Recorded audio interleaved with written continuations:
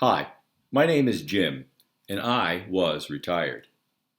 I just saw that Marcus is offering robo-investing for the masses at just an expense ratio of 0.35%. That sounds like a great deal, but how do those expenses add up over your career and your retirement? Stay tuned to this video to find out. Now, I'll begin with my standard word of caution. I am not a professional and I have no extra credentials after my name. So always take this as entertaining ideas from one educated consumer to another. Do your own due diligence and seek out a professional if you need. When I was retired 5 years ago, I remember getting these big white envelopes in the mail saying that if I had saved $500,000 for my retirement, they had an offer for me. They would only charge me a point and a half, 1.5% to manage my money.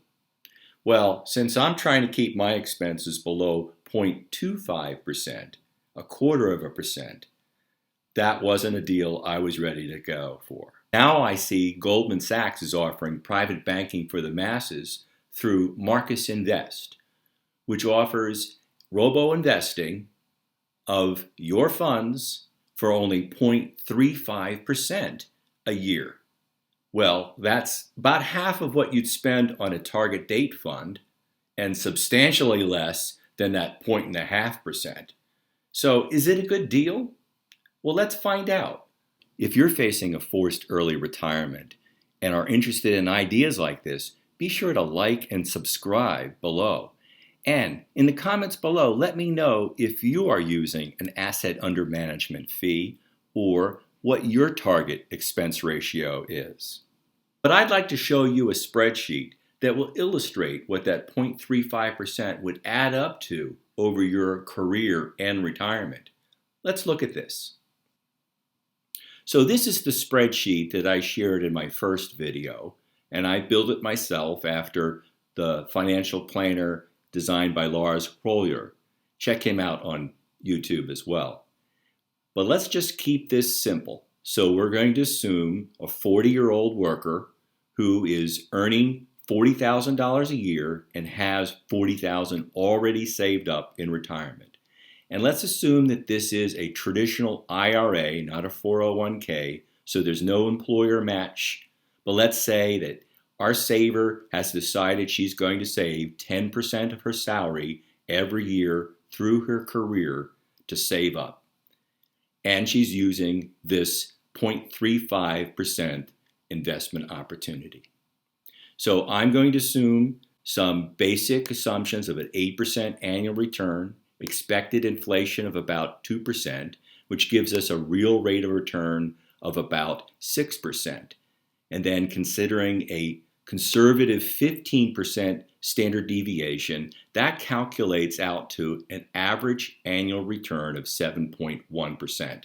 I know this is a simplistic way of doing this, but I'm trying to capture a reasonable rate of return. So let's put in this expense investment fee of 0.35% and expectation of $60,000 in retirement spending after she turns 67. I'm assuming that her salary will go up with inflation, as will her retirement expenses.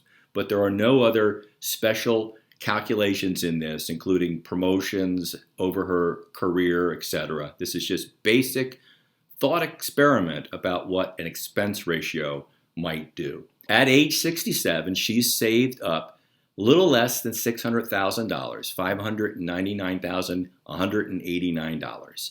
And she spent, with that 0.35%, $21,806 by the time she's at 67. But hold on, expenses continue through retirement too. So by the time the money runs out when she's age 79, she will have spent $36,000 in expenses. Now, what would that have been if she had gone with a lower cost option for her retirement savings? Same assumptions here, except Her investment fee ratio in this frugal savers example is only 0.05%. She's using basic index funds, maybe one equity fund and one bond fund, and she'll have to manually go in there and adjust those annually as she rebalances the proper equity to fixed income for her age bracket. So our frugal future retiree has saved $635,000 by the time she's 67 and has only spent about $32,38 in fees.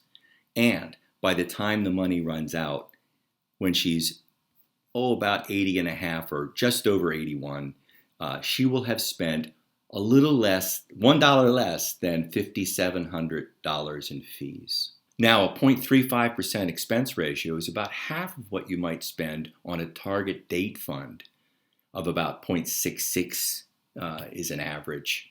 But what if she had gone instead with another investment advisor that charged an asset under management fee? I've seen some firms that charge about 0.85 for asset under management. So what would the savings have look like if we just changed the investment fee rate to 0.85 in a third scenario? By the time she's 67, she will have saved up $544,000 in savings, and she will have spent total fees of just under $50,000. She will have only saved about 86% of what she could have saved if she had gone with simple index funds. But again, fees continue through retirement.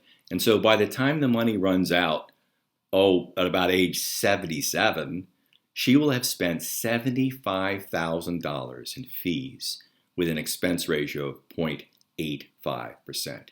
That adds up to almost a year of retirement savings gone to somebody else's pocket. So to summarize, let's look at three charts here. With the three expense ratios of 0.5, 0.35, and 0.85. Savings at 67 are dramatically different.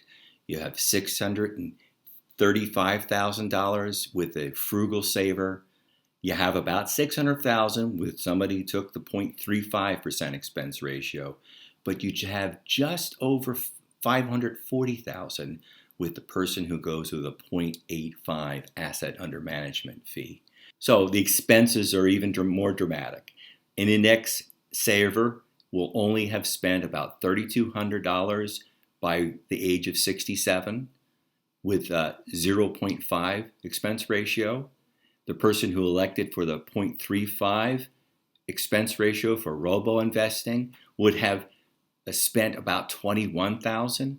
And the person who went with an asset under management fee of 0.85% would have spent almost $50,000 in expenses just by the time they reach retirement.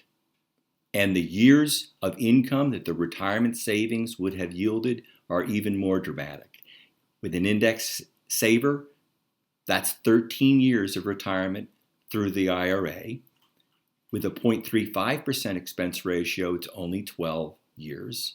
And with the asset under management 0.85% fee, it would only be 10 years of retirement savings.